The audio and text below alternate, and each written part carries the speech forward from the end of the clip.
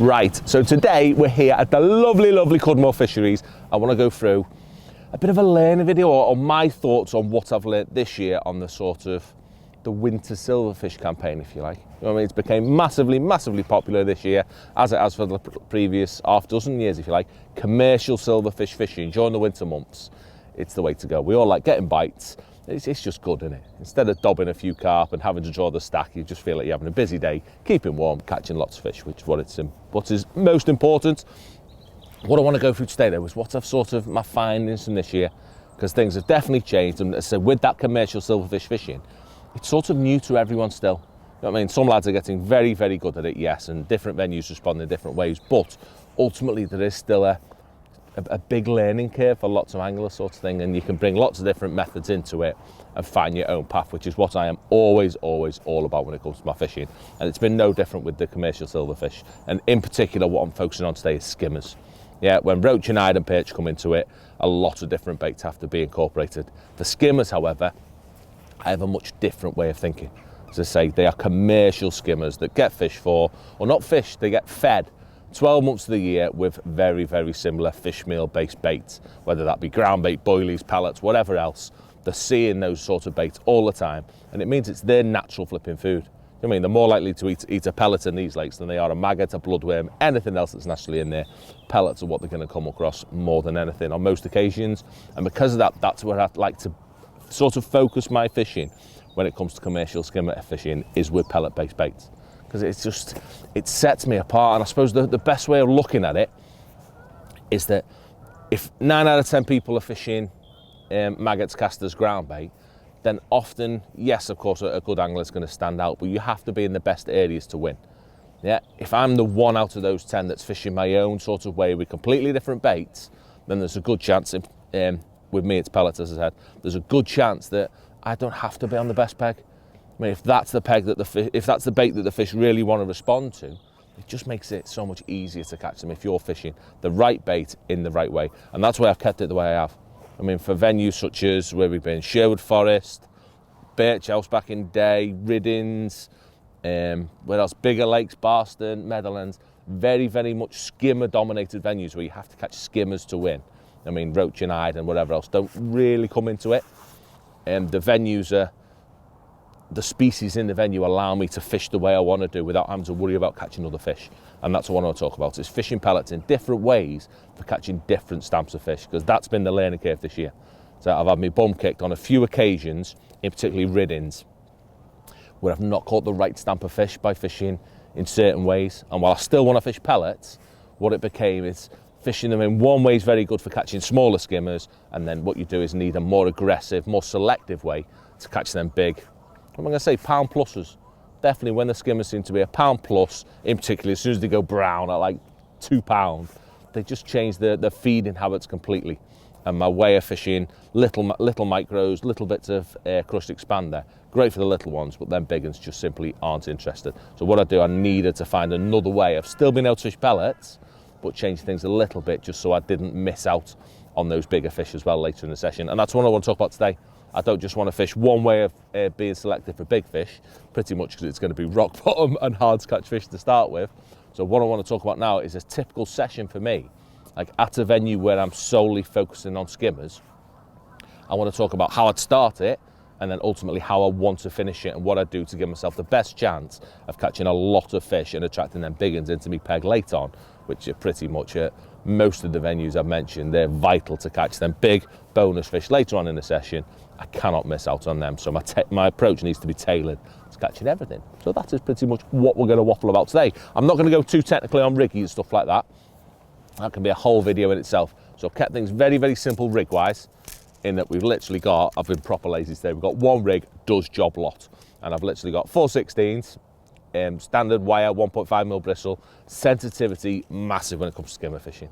I mean, the buggers do not move very much in the peg, which, is that what we're talking about now? No, I'll talk about that in a minute. But yes, I need that sensitivity, and I need my bites to show up as quickly as possible. So in today's case, I've got 7 foot, literally 4/16s, shotted with 3 number 9s in the bottom, 4 number 8s above that, and number 10 to get me bristle right. But a very positive rig. Yeah, not a bulk. I'm going to create my curve, and because I've got a number 9 literally on top of my hook length right there, top end of my hook length if we can pick him up. That's going to shorten my bite as quickly as I possibly can, which is what it's all about. And the different ways of feeding, excuse me, lead into that shotting being important. Because firstly, I'm going to keep things very, very, very accurate with me standard, little tiny expanders, maybe an odd maggot, very, very condensed area of bait. So the fish aren't going to be moving.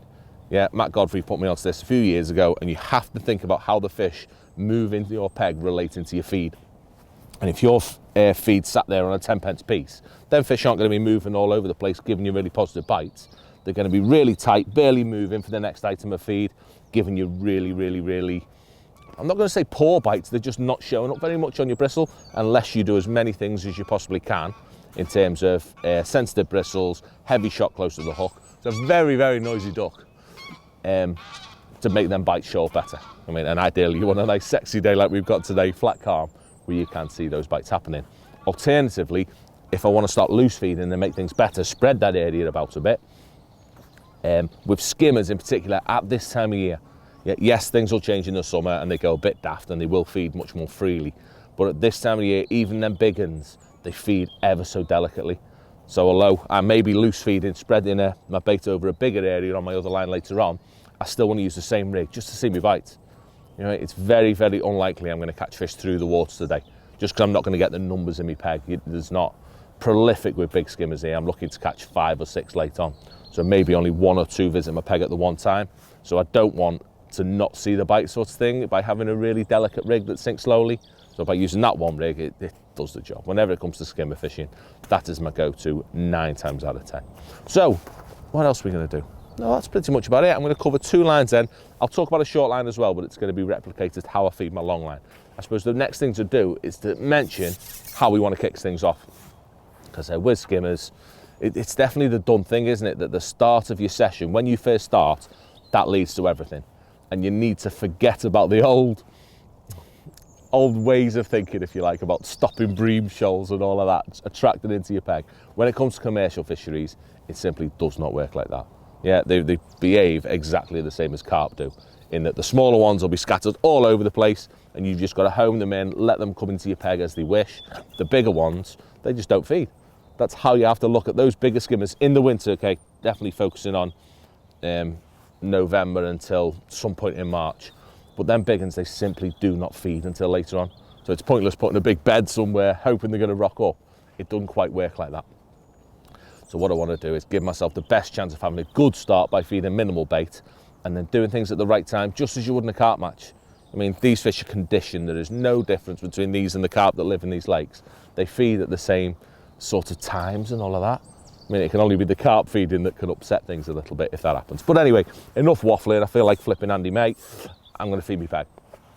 And I've got 2 lines on the go I'm going to start with. I've got a third one, a short one, that may kick in later on, but I'm going to feed my short one identical to how I'm going to feed my long one to my right, my positive line, if you like, my selected bonus fish line. But my first line, you've seen me do this loads and loads, it's just going to be kicked off with 1 ball of crush. Well, that said, it's not crush in this case.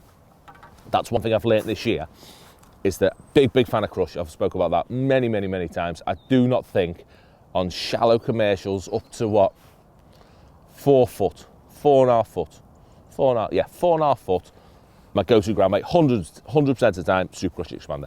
That's what I want to use whenever I'm fishing in conjunction with micros, odd maggot, pellet, basty type fishing for skimmers. What I do find though with crushed expander is when you're feeding it in deep water, it just doesn't have enough binding properties, which can make it a little bit unversatile, if you like, when it comes to deeper waters. And if I'm going somewhere like Meadowlands or Coopers or wherever, I need something that's going to get to the bottom, which crushed expander on its own, super crush, just isn't going to do. So in that case, what I want to go to is the normal F1 original. Pretty much exactly the same sort of ground bait, but it's got about 20% more of another ingredient that makes it a lot more suitable for binding. It just gets to the bottom. You know what I mean? I'm fishing pretty much the same bait, just with a bit of a stickiness to it that helps my bait get to the bottom, which if I was to feed it here, the expander on its own, it simply wouldn't get there. But with that little bit of extra stickiness, I know I can get my bait to the bottom. And that's what I'm going to kick it off with. Yeah, simply that much. I want a quick start. I want to catch them little ones as fast as possible. So that's what goes in to begin with. Little pinch of micro pellets as well. and a pinch of maggots. That is my go-to to start when it comes to skimmer fishing. I'll feed that, flipping it everywhere I go. I mean, pretty much everywhere, that is the go-to for a quick response. Yeah, and in particular on shallow lakes, which is brilliant. So you can see, get their micros out as well, tiny bit of bait. You know, when that breaks down, let me get that much. So when that breaks down, it's not a lot of bait at all. If I put it on top of that, that'll look quite good. We're liking that. So if that's broke down on the bottom, that's what you're fishing over. Lovely, lovely tight area that once half a dozen skimmers are in on that, that's been nailed, but you can maintain it. It means you get quick bites, you see what's going on, but you can see how that is. That's condensed like that. It'll be no different on the bottom. It'll be lovely, lovely tight on the bottom. So you can imagine those fish, they're barely moving. They're only moving a couple of inches at a time. So you're not going to see them bites unless your rig helps you. So that's what we're going to start with on that line. I've actually already stuck that in on that line, if I'm honest, just to get some fish in a peg. And then my right-hand line, that's going to be my much more positive one, the one that I'm hoping to loose feed on, if anything, to get catty out, make something happen. That one I've swapped to something a little bit different to the norm. And I've literally got some softened up. This is from back in day, we used to do this, and this is just some softened up Thin Perfect 4 mils, yeah, that have been lovely and softened. I can't emphasize that, how important that is when it comes to skimmer fishing. They like soft baits. I mean, you will catch an odd one on it, accidental hard pellet, of course, but they like, I don't know what it is, it must fill them up really quickly eating hard pellets or something, but they want everything soft, squidgy. They like eating paste, don't they? They just like eating muck skimmers, and they've been softened up so they're all the way through. You know what I mean? There's no crunchy bit in them whatsoever. Lovely and softened. A few of them are a bit dark that were in the corner. But yes, I've got lovely soft 4 mil pellets that give me another option of feeding. I mean, that's the issue with expanders and crush, whatever you want to call it, ground bait. You're limited to 100% only being able to feed with a pot. I mean, there's no other way of feeding it. I can't get them out there with a catapult. Whereas these, when it comes to 4 mils, I've got the option of loose feeding, which is brilliant. It's got the chance of getting that attraction going in a lot more regularly and a much more selective bait that them big fish are hopefully going to like. So by feeding the two lines two different ways, the right-hand line's just simply fed with a pinch of them, not too many, probably about 20 of them, and a few micros. I've not fed any ground bait on that, because I do think the ground bait's brilliant for attracting the little uns. Them big uns, I'm not saying they don't like it, possibly they get preoccupied by it. So I just like to keep that 100% pellet based, and that's what's been fed on my right-hand side. But I fed that at the start with the view of leaving that. I've got no plan of feeding any bait on that whatsoever after that initial little hit until I see what's going on. So as I said, I'm expecting those fish to feed later on. They don't feed first thing in the day, but I'd rather get the bait in just in case I get an anomaly of a really good day when they're having a chew, just by putting a little bit over there so they know there's a bit of bait. I'm sort of covered then just in case it happens. Whereas I can use my other line, my initial starting line, that's going to be the tick over area to begin with, that I can gain an understanding of how the lake's fishing, what with that and watching other people. And as soon as them big uns start feeding, that's the time to make something happen on that. So without further ado, I think it is time to ship up there and potentially catch one and see what's going on, because it's been about 10 minutes since I fed, or a bit longer, 15 minutes since I fed my initial bit. So I've got no qualms whatsoever in going straight over that initial bit of bait. I mean, if I were fishing a match, I wouldn't start on a feeder or anything. I would literally go straight in over that little bit of bait that I fed. I've got no problem whatsoever doing that. And I always start with a maggot. Yeah, I prefer a maggot on the hook just for the first couple of casts, unless I really know the venue well. I suppose more than anything because I'm an impatient bugger and I want something to happen. And at least with the maggot on the hook, I feel that I'll at least get an indication I'll catch something, hopefully, if there's anything in my peg, before I'll go to something a little more selective. And what I'm going to feed is a little pinch of micro pellets, sort of 10 micro pellets, a couple of maggots. But what my aim is to stop feeding them maggots as quickly as possible, because I want them eating the bait that I'm feeding. By feeding micro pellets, I want them just eating pellets ideally. I feel very rusty doing this. Let me get out there. It's been a while. So hopefully by now, because we've been, say, 15 minutes in, either all that bait's been eaten, or the first fish is just starting to come into the peg now, or nothing's happened, which is quite possible today with it being freezing. But very, very accurate. You've seen me doing this lots and lots of times before with start of skimmer fishing. I want to plonk him in, being accurate as possible. Remember, I'm creating what I had on the bait box in my peg. That's what I'm hoping to achieve. And that float, as you can see, utterly dotted as low as I can flip and get it almost without going home with too much of a headache, just so I can see what's going on. Yeah, absolutely vital early in the session, in particular when them skimmers are really lethargic, not really wanting to feed. We've got to be so careful with how we put the bait in and making sure that that rig's showing up bites all times. And again, that comes into laying your rig in the right way as well. That I'll talk about that next cast. Once I've understood which way it's going, like today, the breeze feels like it's just slightly on our back, so I'd imagine that the water's going to go to the right. So you've heard me talk about this loads and loads again. My bait needs to go into the left of my peg, just so that lovely, lovely curve happens. I'm all tight to my expander, or my maggot in this case, which is anchoring on the bottom. And it just leads to bites showing up, or indications showing up, as soon as they occur, rather than the fish having a chance to suck it, spit it, and I never know what was going on. So right now, that's as far as we can go. It is a waiting game until something happens.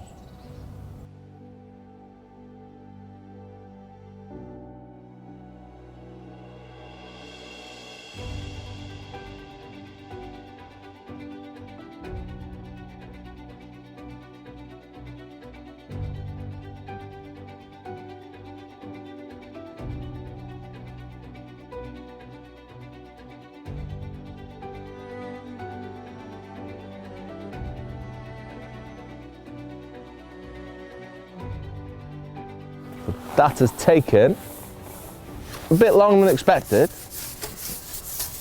So we've waited, what, 3 or 4 minutes, but at least things are happening. You can see that little tiny bit of bait gives me a chance of something happening. That was the very, very first indication. It's actually a decent one, this as well.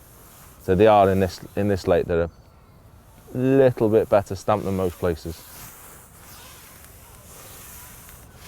You can see with skimmers like this, I'm never going to be able to clatter one a chuck feeding over that tiny little pile. It's a great way of starting. Do you know what I mean? It puts some fish in the net early on, especially if a few of them little ones start coming into the peg. But what I need to do is get that loose feed going. So immediately, this would be a great sign for me. This catching a decent one early would be a great sign for, yes, I feel like I can loose feed and make something happen today, because they're responding.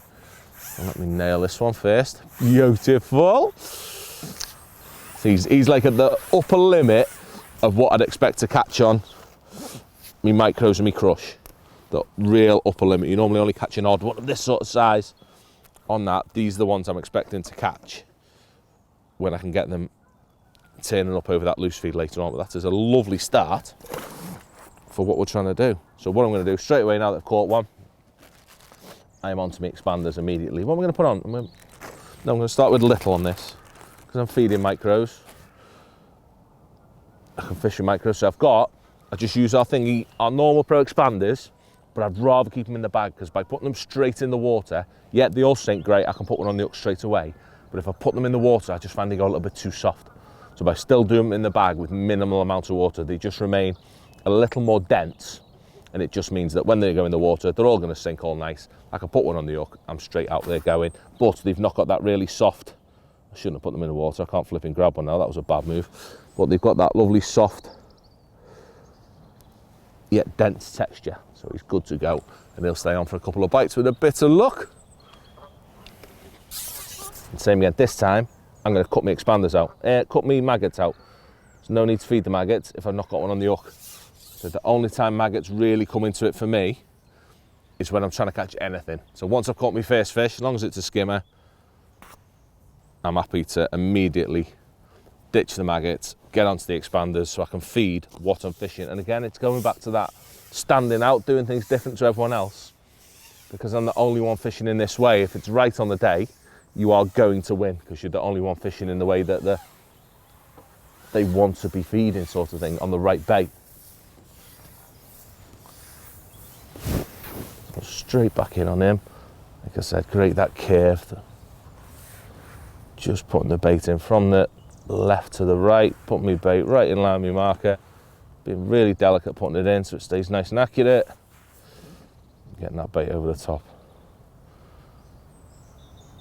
So I can't emphasize enough how important it is to use every single aid possible to make sure you're as accurate as possible when doing this. I mean, I've got both. I'm using the marker, I'm using the join on my pole, I've got my far back marker. I mean, you just take your time in doing anything nice and slow. Because as soon as that pile of bait increases in size, it just becomes more difficult to catch on. So you've seen just how that fish was then. I'm only getting one fish in my peg, particularly of that stamp. I mean, they're often lown as early on in the session. So if I were to have spread my bait or started loose feeding or done anything wrong, if you like, to increase my chances, or decrease my chances rather, then the likelihood was I wouldn't have caught that fish and I'd be 1.5 pounds less than what I've got. So we're still going to carry on. So just catching one definitely isn't the sign to drop all guard and go for it. So what I'd be looking for in an ideal match is to catch half a dozen, or the little fish to take over my peg, so I know that there's mouths clearing the bait out, or other people to start catching a few decent fish around me, and that'd be the time for me to start picking catty up and giving myself a chance on that other line. But definitely for the first hour in most situations, I think feeling your way in, taking your time, it is definitely the safest option. So you're not putting a load of bait in that you can't take out, and ultimately your peg is knackered. Last thing that we want. So I'm going to wait for another one. And in the meantime, while I'm waiting for another one, I'm going to waffle a little bit about my short line, because that's another thing that needs to be kept in consideration. In the open water venues, for whatever reason, and it's massively notable in the summer and winter, whenever, those big uns, the big quality silverfish, yes, you're catching odd and out, but the vast majority of them love feeding somewhere near that short slope. Yeah, in the summertime, it can be in the flipping edge. That's where them big 3-pound brown skimmers love living. It's where you seem to catch more than anything. But if it's not there, then definitely on that short slope, just as it would if you were carp fishing, like I mentioned, if you're fishing for carp in summer, that is where they've learned over the years, just became conditioned, if you like, that is the area that they rock up and properly feed on 9 times out of 10. So when it comes to it, much later in the session, probably the last half, I'm going to say something might happen. I might start putting some bait in. I'm going to introduce bait in exactly the same way on that as I would on my selective long line. And it might just be a case of starting to loose feed a few 4 mils by hand. It may be a little pot of micros just to condense things, to keep things going. But that's going to be fed in exactly the same way as the positive way of fishing, not the negative like I'm doing now. It's pointless doing that short. I mean, if I choose to fish pellets on my short line, then it definitely needs to be in that nice, positive, versatile manner, if you like. Something happened there, a little indication. That gives myself a chance of catching them bigger, more selective fish. So hopefully they're going to rock up on this. We're going to catch a few, and with a bit of luck, I'll be able to get catty out very, very shortly.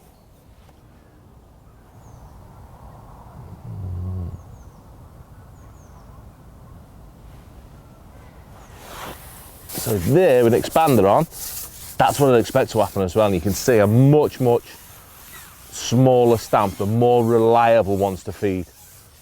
That is what I'm expecting with that second fish. But things kicking off. I mean, I'm getting indications quite quick. So what I'm going to do, because it's a nice little pleasure day, they're the babies I'm on about. Nice little ends.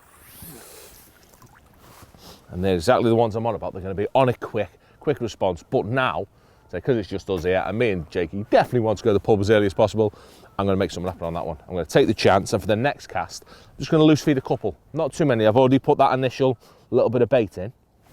So now what I'm going to do is just slowly ping a couple of pellets over the top of it, just to get a really aggressive line going. It gives me a chance of catching lots and lots more of them big ones. So we've taken a risk because we're not in a match, so I want to try and be a positive one. I mean, really quickly, after 20 minutes, I'm getting loads of bites on the other one. So what I've done, I've taken the chance, and I've just started pinging with the catapult 1 or 2 4 mils over that initial bit that I fed to start, which is probably taking a bit of a risk. I could have probably just gone in without, but I do like making something happen as quickly as possible. So I've only been feeding 1 or 2 with a catty, you know what I mean, hardly feeding any at all.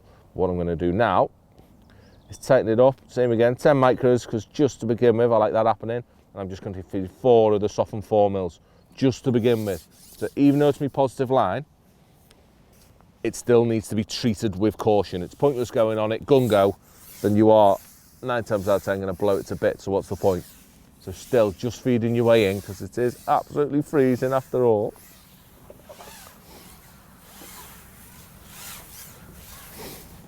Gives me the best chance of one arriving on it with a bit of luck.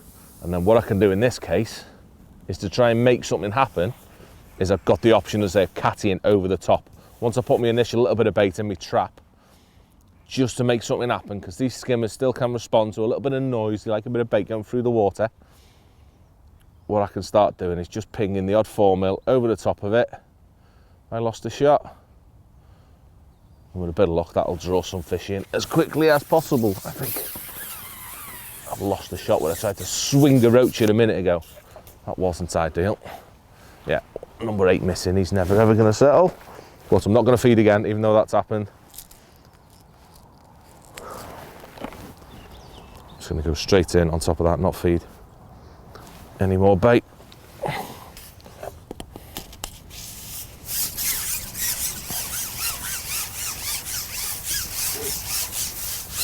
So it's nice as well if I can get them really responding to that, to the loose feed shortly. And it means I can speed everything up, because you're not dictated to being stuck with that little horrible pot. Do you know what I mean? Pots are great for keeping things accurate, but they don't have to slow you down when you want to really ship in and out quick and get things going. For me, pots just make me a little bit lazy. See how quick that's happened? That's ridiculous. That is genuinely the first go, not even had a little dabble, straight in on it, and such a better response than what I'm getting on the delicate way of feeding. The delicate's lovely and steady, but it's not aggressive at all. Whereas with this now, I can really up sticks and make things happen a bit better. It's a bit small yet, but I know that with this type of feeding, it gives me a much better chance of them big uns rocking up at any time. So I can take a risk. Do you know what I mean? It doesn't matter today whether I blow it to bits or not. I'd rather not, but we are going to take the risk and immediately start loose feeding to make this line as good as I possibly can. I mean, if it's just slow and steady, I may as well stick on the other line, because it's, I mean, the safer option. But hopefully I'll be able to make this line really good by just pinging a few 4mm. So what I'm going to do, let that rig settle. Not fed any micros this cast. I'm just going to put half a dozen 4mm in, and so I'm going to try and drop everything just short, the way we always would, just to keep everything nice. I'm going to feed that again. I want it a little bit closer. Let's get my eye in. It's lovely. So we're just short of where we're going. So I've still got that bit of bait, and by just hanging at the back to begin with,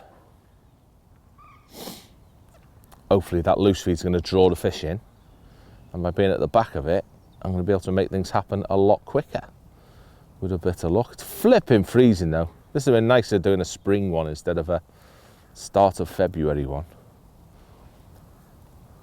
We'll just see how these go now. I mean, great response getting one. Literally first drop in it had gone. Hopefully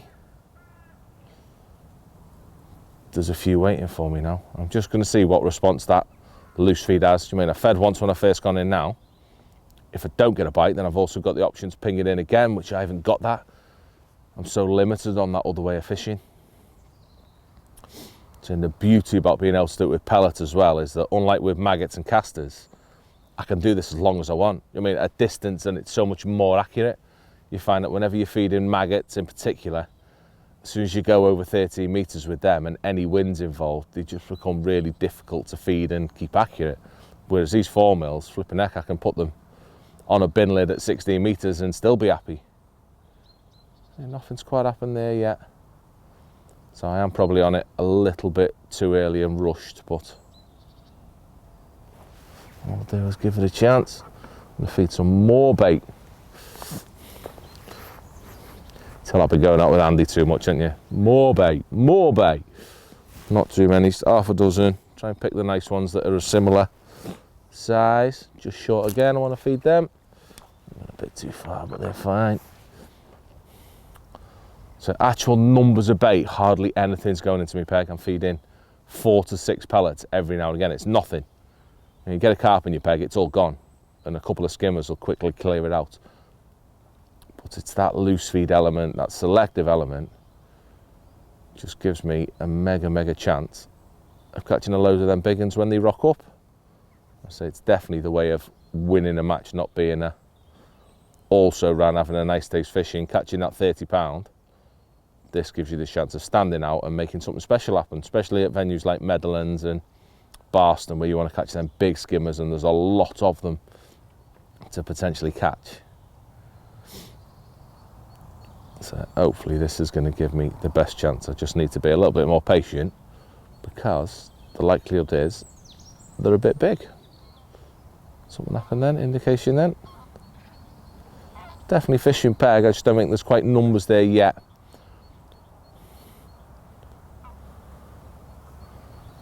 For me to catch quickly. I mean, that bait, see that indication then, the bait's probably spread a bit. Here we go, we got one eventually, so that's well high up off the water as well.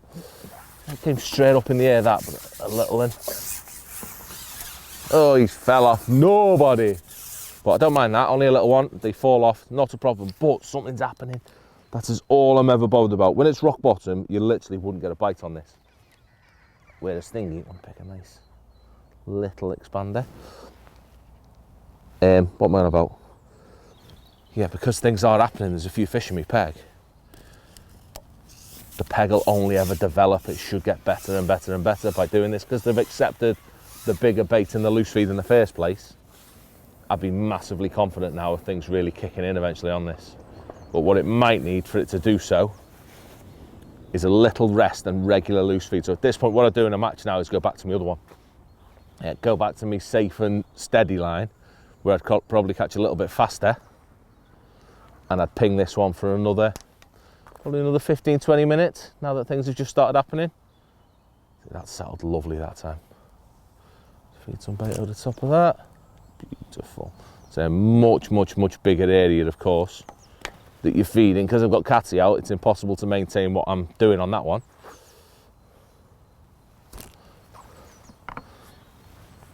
But it's the attraction levels that compensate, if you like, because you're potentially going to draw so many more fish in on this. You can potentially get away with it as long as you know there's enough feeding.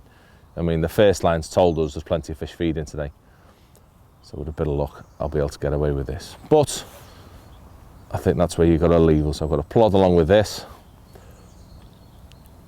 maybe have a quick go back on that one, as I say, just let this line build up, go back on it, and then I'm pretty sure we'll have a chance of catching a few of them big ones later on. Kingfisher. I know he's not.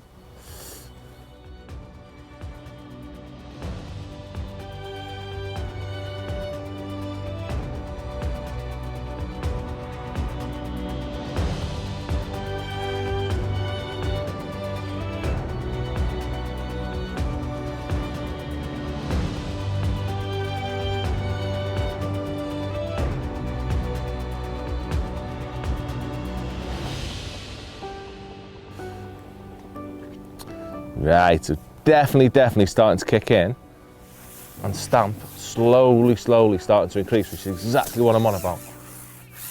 I mean, that's only what, 10 minutes after first trying it, a couple of fish in,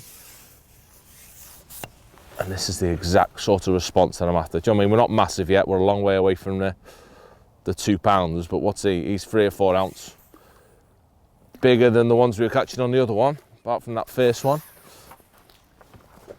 And that is what I'm after, just that improvement of stamp and being a bit more selective. I can't even lift him, I've got to be careful with him. And it just starts catching me. Whoa! Them bigger ones, he's 10 out of 10 as well, him, Chayclock. He's perfect, him. 9.5.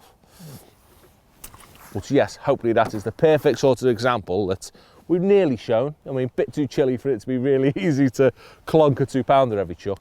But it's that thinking process, that's what I'm getting at, is that have a selective way of fishing, even though I'm limited to just the baits I'm using for the reasons that I've said. You know what I mean? Definitely worth doing to stand out from the crowd, but by also having a flexible approach within just using pellets.